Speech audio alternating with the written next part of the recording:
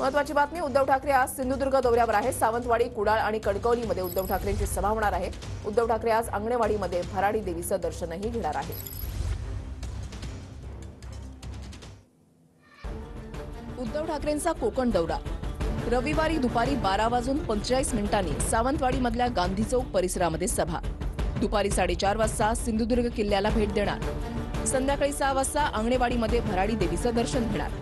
संध्याकाळी 7 वाजता कणकवलीमधल्या अप्पासाहेब पटवर्धन चौक परिसरामध्ये सभा होणार। आपल्यासोबत आमदार वैभव नाईक आहेत, आपण त्यांच्याशी बातचीत करणार आहोत। पक्षप्रमुख उद्धव ठाकरे आज रत्नागिरी आणि सिंधुदुर्ग लोकसभा दौऱ्यावर येत आहेत। 2 दिवसापूर्वी रायगडचा दौरा देखील पार पडला होता। कसं नियोजन असेल, काय सांगाल त्याबद्दल? उद्धवजी आज प्रथमच गेल्या 2 वर्षानंतर शिवसेनेच्या लोकसभा मतदारसंघाच्या प्रचाराच्या दौऱ्याची सुरुवात आजच्या या दौऱ्याच्या निमित्ताने आजपासून होत आहे। खरं तर लोकांचा उत्स्फूर्त प्रतिसाद आणि या दौऱ्याच्या निमित्ताने आहेच, त्याचबरोबर शिवसैनिकांमध्ये सुद्धा उत्साह आहे।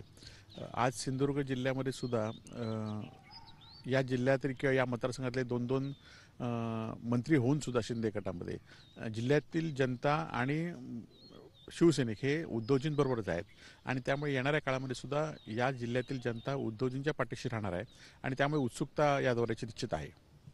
पण तयारी कशा पद्धतीने असेल?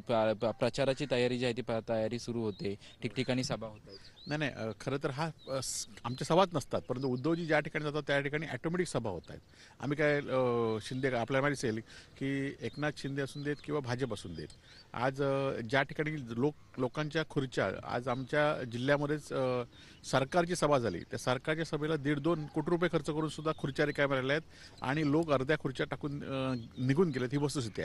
आणि त्यामुळे हे कोणी जाहीर सभा घेण्याचं धैर्यष्ट ते करत नाहीत, परंतु उद्धवजी जातात ज्या ठिकाणी स्वागताला लोक असतात त्याच ठिकाणी सभा होतात। हेच खरं तर उद्धवजींवरचं प्रेम या जिल्ह्यातल्या लोकांचं आहे। कॅमेरामन रोहन पवारसह निवृत्ती बाबर, TV9 मराठी, कणकवली।